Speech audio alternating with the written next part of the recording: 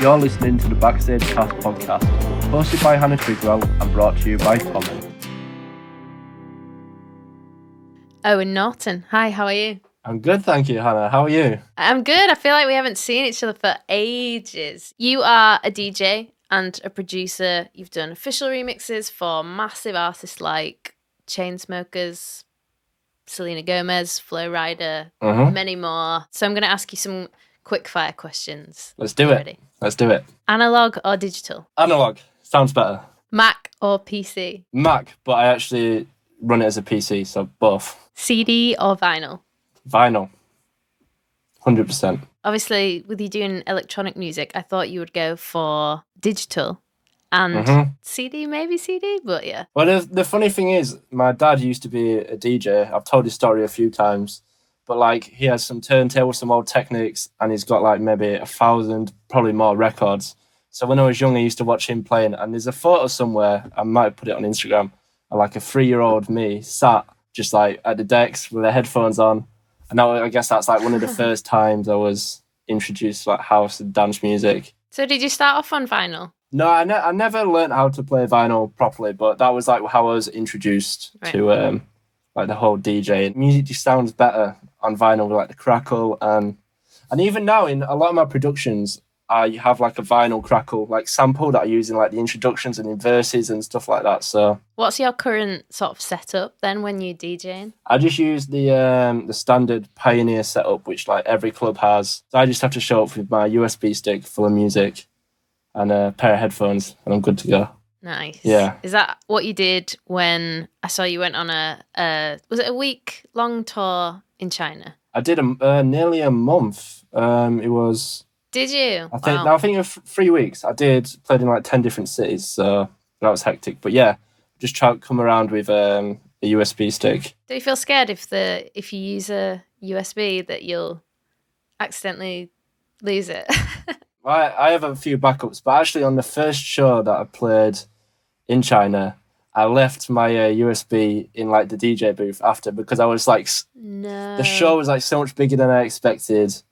And, when you perform, you have like this crazy like adrenaline feeling inside of you. It's hard to describe unless you've ever like played in front of a crowd, or I guess it's the same as what like a footballer has in, playing a game. Yeah. But like your brain just doesn't work properly after. So I was just like so hyped on how the show went. I left everything behind. And then the next morning we had to go back to the club.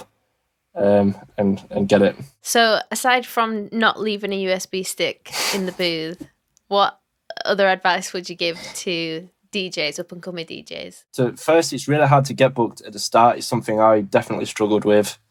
Maybe you have a song that did quite well and you think, wow, the gig should be flying in and stuff like that, and it's not always the case. So sometimes you have to do favors, like play for free. And I know there's a big thing about playing for exposure and stuff, and people go, you should know your own price. But sometimes that's what it takes, do favors for people. Try do as many gigs as you can. Every club is going to be different, and every city you play, every country you play is going to be different. So you can't play the same set every night. And that's like a skill you learn. You learn what the music trends are in a certain country or city. As much as your ego can get in the way, thinking I'm going to play all my own songs, they're going to love it. It's not always the case. So you should learn to read a room and adapt and almost play the music that the crowd wants to hear. I mean, it's good to have a balance for like integrity, but if you have that balance right and you're playing, I make sure the songs the crowd wants to hear and will like, and some of your own stuff, and you can make it blend, then I think that's like the winning formula. Is it hard to read a room? Because I always imagine DJs when they're trying to read a room, I mean, most of the feedback is visual, right? From the crowd. Yeah, for sure.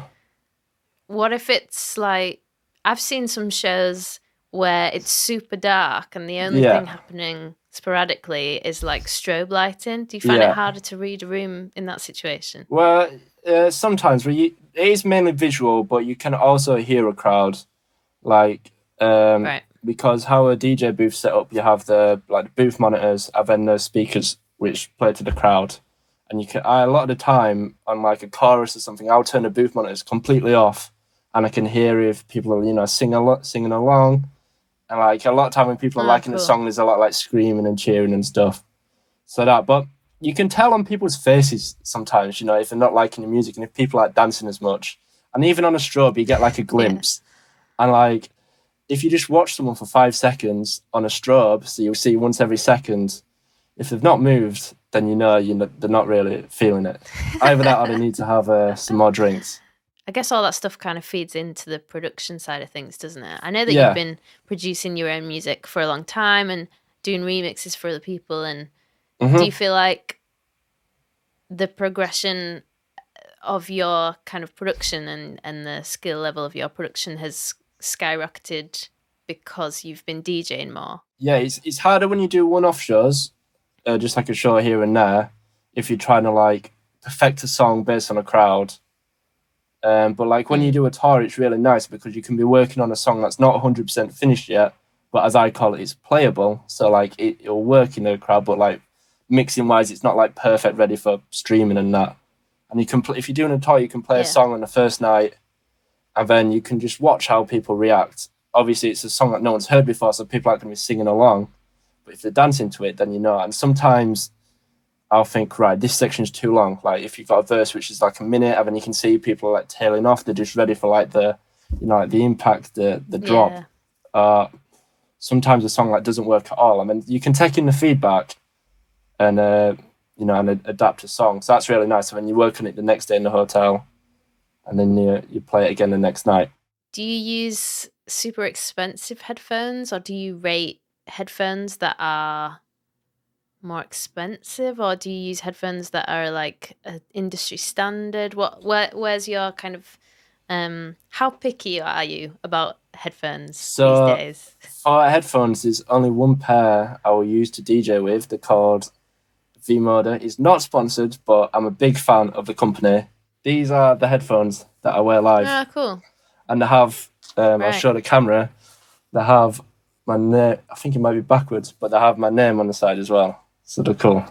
Oh, nice. Since you first started out, you must have learnt some pretty big lessons, I guess, like on the business side of things. Is there anything that you would say to other DJs to be aware of? Sometimes when I had like my first opportunities, like a big artist wanted a remix, or you know, a label was interested in a song, or like a manager approached me or something, it's easy to get like carried away and get excited and just want it to like the finished product to be there straight away. Or even like when I first do a remix and I'm wanting shows, you know, sometimes you get a little carried away in your head and you just want things to be going faster, and you know, you become a little impatient. So a big lesson that I've learned is not to annoy people. You know, so sometimes I'd be like on the email, like following up every day and stuff like that, and in the end, you just piss people off.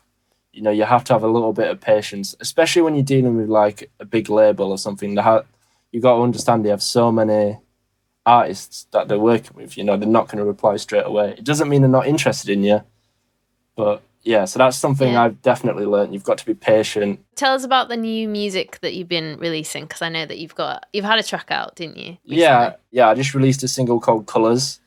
I'm really happy with the response so far. I ended up in this routine where I was getting up, going to the gym, and then I'd be back home for 11 and just start working then. And I feel like once I've exercised, I've been so much more productive. Even though I'm spending maybe less hours in the studio, I'm working, like being more productive. There's a saying, I believe it's work smarter, not harder. Yeah, being in the right mind frame, I've just been making a lot more music. So to get to the point, I have a ton of music coming out. And speaking of new music, what is your track of the week? Track of the week? Oh, this is hard. Well, first I'd pick Colours, but I think it's cheating picking my own song. So I would have to say the new song with Camel Fat and Noel Gallagher. I love that song. I'm listening to it so much. I don't think I've heard that, actually. I'll have to check that out. It's really interesting. And what is the best lesson that you've learned in your career so far? In terms of making music, just do what you want to do.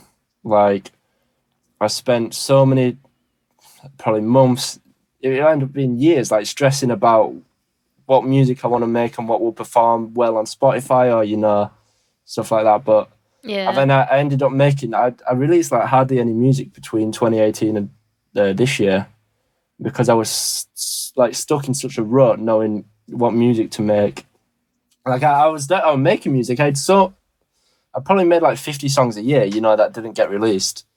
But I was just like unsure and like whether it would do well, so that I never ended up properly mastering the songs. So now I've just like got in this mind frame of I'll make music when I feel like it, and I'll make the music that I want to make.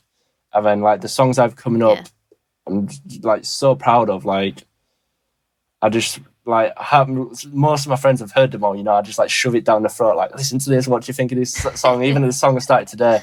In fact, there's a song I started yesterday that I've sent to like most of my friends, and as soon as this call's done, I'm gonna work on it again. So like I'm just so excited about making music again finally, and that's because I'm not putting the pressure on myself anymore, and I'm not forcing myself to make a certain type of music, like a certain style of music. Like the songs I've coming out, just all similar but different. I'm not sticking to doing the same thing over and over. So yeah, that's definitely the biggest lesson I've learned, and you just end up happier as a whole. That's what it's all about, isn't it? It is, because it started out as a hobby, it's like something I enjoy, and then the moment that it feels like work again, and you're doing something for the sake of it, you don't enjoy it anymore. So you've got to keep the passion. Thanks so much for speaking to me today. You've been an excellent guest on the podcast. And I'm going to let you go and get back to work on this new track, which I'm excited to hear. I'll send it to you. I'll send it to you after. And I'll send you some of the songs I've coming out as well. I'd love to know what you think. Yeah, I'd love to hear them. I have some like really like crossover songs. And also it's my first ever podcast. So an exclusive. I'm glad it was with you. Thanks for tuning into this episode. Be sure to hit subscribe and leave a comment to let us know what you think. And I will see you next time on Backstage Pass.